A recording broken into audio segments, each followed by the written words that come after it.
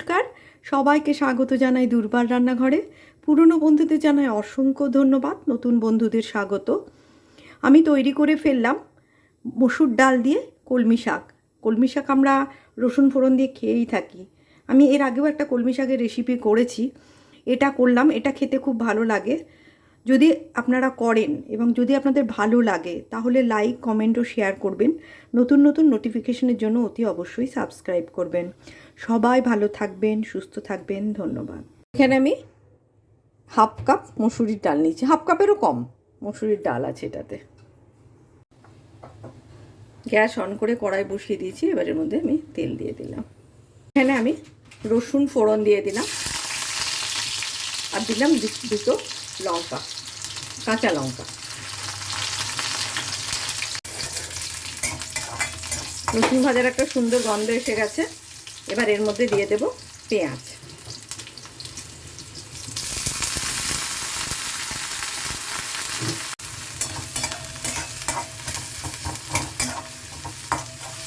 পেঁয়াজটা আরেকটু ভাজা হবে। মসুর ডালটা নিয়েছিলাম, সেটা ধুয়ে রেখেছি জল ঝরিয়ে, সেটা এর মধ্যে দিয়ে দেব।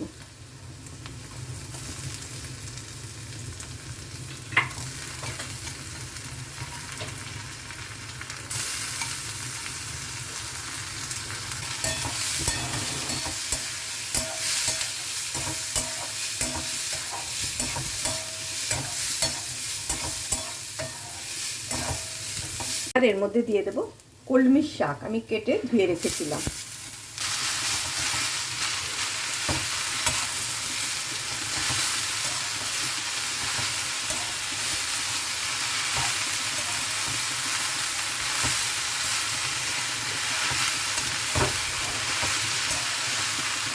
এবার এর মধ্যে দেব একটু হলুদ গুঁড়ো,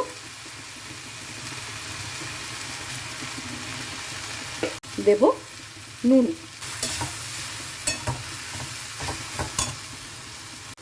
লঙ্কার গুঁড়ো, কাশ্মীরি লঙ্কার গুঁড়ো।